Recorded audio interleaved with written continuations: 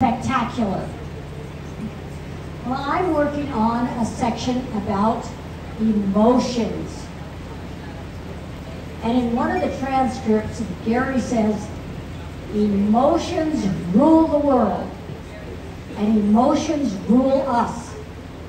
Everything is ruled by emotion. It's a very interesting thought.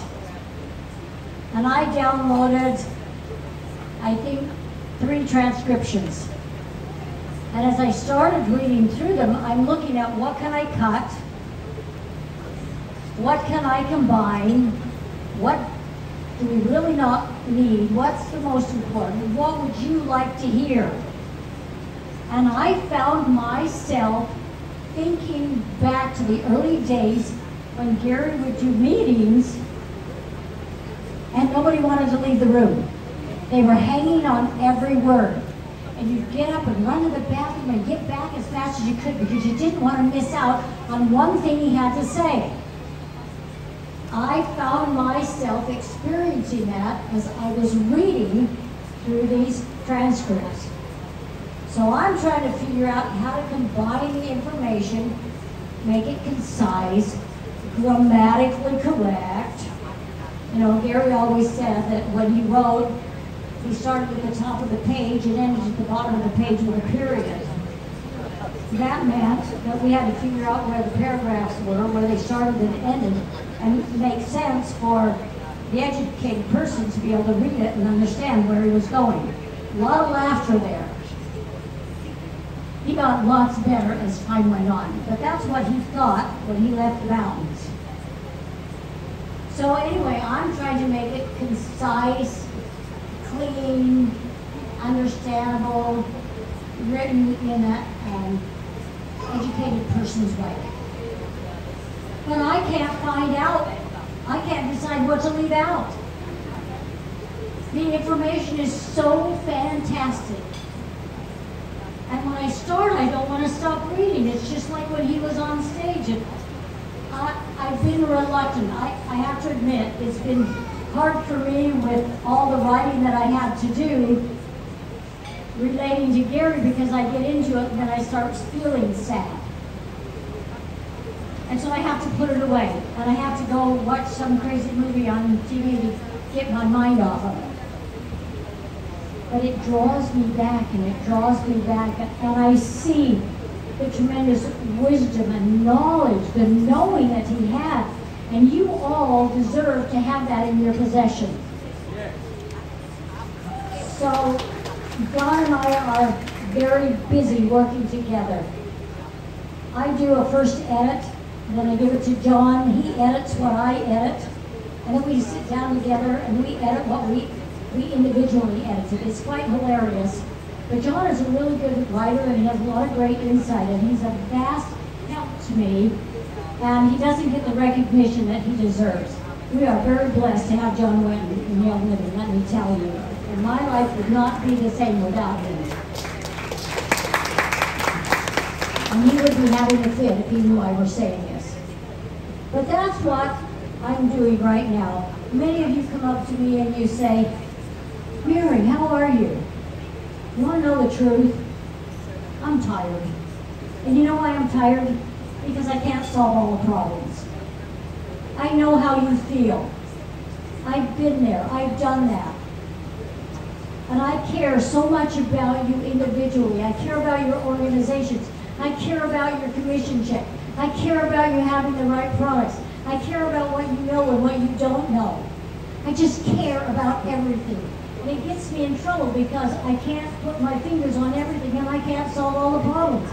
And I'm very multitask. I can do many things at the same time. I'm a fast thinker. I'm a fast mover. And sometimes I'm too fast. And as Gary said, his famous statement, it's never eaten as hot as it's cooked. And he would say that to me because I would move fast. And he would say, slow down, just give it time to go around the bend and come back tomorrow and look at it. And then you can make a good decision. Well, we're in such a hurry. You are so desperate for problems to be solved. You want so much for Young Living to be the very best it can be. And I want that for you. You want that for you. We want that for all the people who are out there in the world waiting for the message. Young Living is a God-driven company. It's based on the principles of God: honesty, integrity, helping one another, kindness, love, and love of God.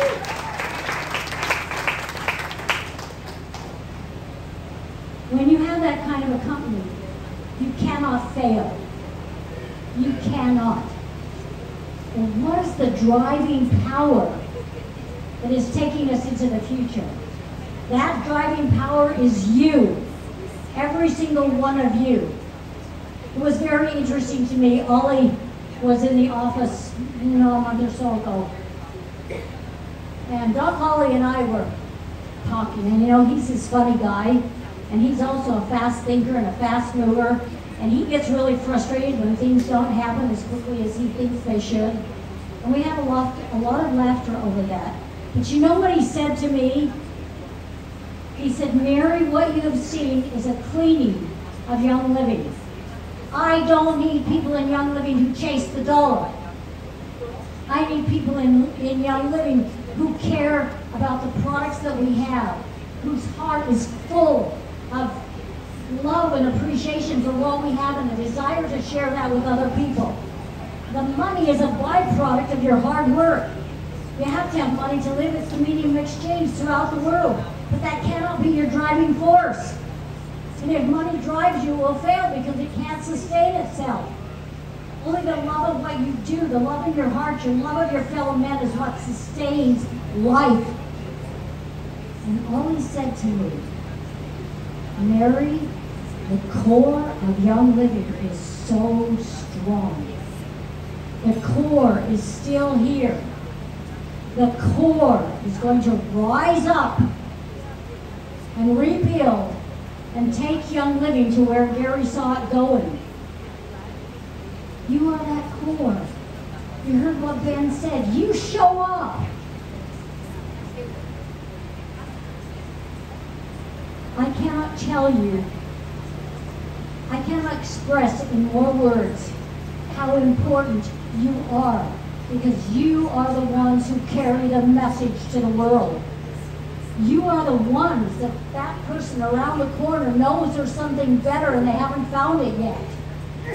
But you are the ones who are taking that message to them. I believe if we work together and we look for the goodness in all people, and we give gratitude for all that we have, gratitude that we can be together, gratitude for this beautiful venue that we're in, where we can be together and love each other and cheer each other on. Look for the good. Be grateful for what you have been given. Be grateful to each other. Be grateful for these products that Gary formulated, that he created, for the knowing that he had. When I read these transcripts, and I looked on them this afternoon again, and I got up from the table and I thought, oh my goodness, what he knew. I am so grateful. We laugh in the office because I often say, well, I'm here by default.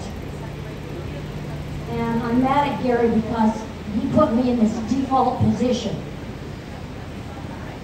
But I have also discovered that I have a power within my soul that drives me to take what Gary left us forward in the world, because it's something that humanity needs. And you all know it because you're here. And we have to count on each other, support each other, and help each other, and bond together against the forces out there that would throw the darts at those who speak truth. I can look at you, I can stare through you, and I can tell you, I speak truth. When I talk about truth. And with Young Living, our history is so immense, it is so powerful, you don't have to make it up. Not like all the people out there who sell a product for money. All you have to do is speak truth. Tell what's in your heart.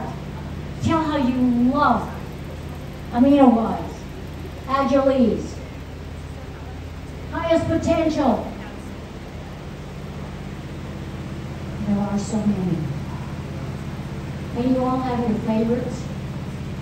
You might have 20 favorites, you might have 2, you might have 100. I love them all. People ask me what's my favorite oil. I can't tell you because I do. I love them all and I use them all.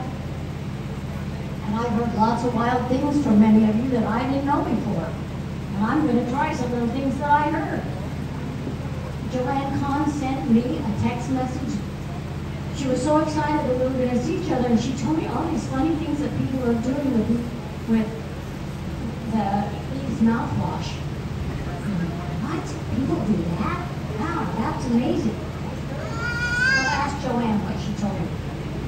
We're at the kitchen table here. So share your stories, share your information.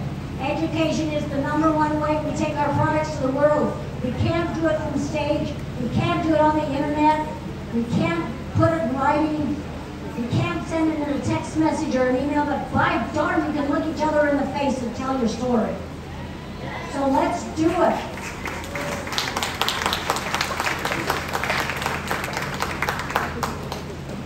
I know it's hot and humid, and you're all anxious to get up and wiggle around, get out of your chair. But I want to express my appreciation to Lisa, Josh, and her team. I know we acknowledge them, but I don't think if you're not on their side, you don't have a clue what they go through to make this a great event for all of us. Don't thank me, thank them. I'm just one of you. I come for the ride, and I'm having a great time. It's true, is it not, Ben?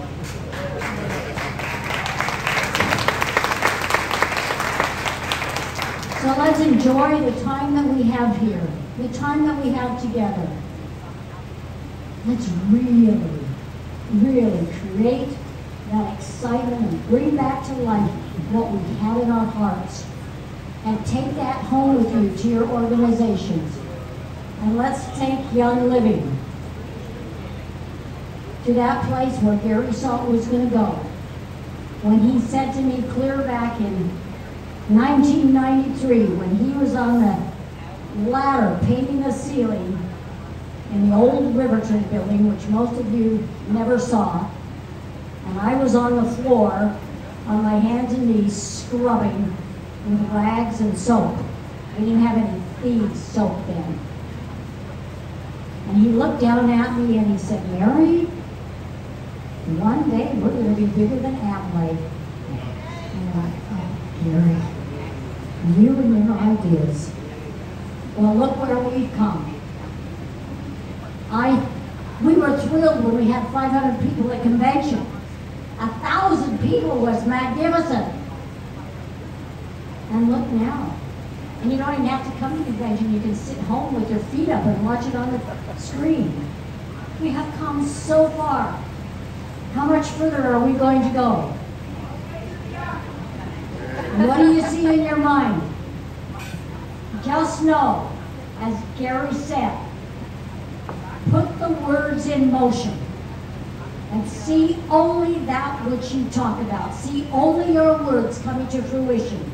And don't allow negative forces, dark energy, anybody to come in and take your dream away. Because if you have that spirit within your soul, within your heart, that tells you what the truth is, then let's go out and take it to the world and we make it a great experience for all of us together. I love you all and I appreciate the fact that you're here and I can be here with you, and I'm even grateful that I have my 2 sons and my beautiful Kate. This is probably the last family get-together we'll have since Joseph's taking off. It'll be a while before we are together again as a family. So thank you all. I love you all, and let's go make it happen.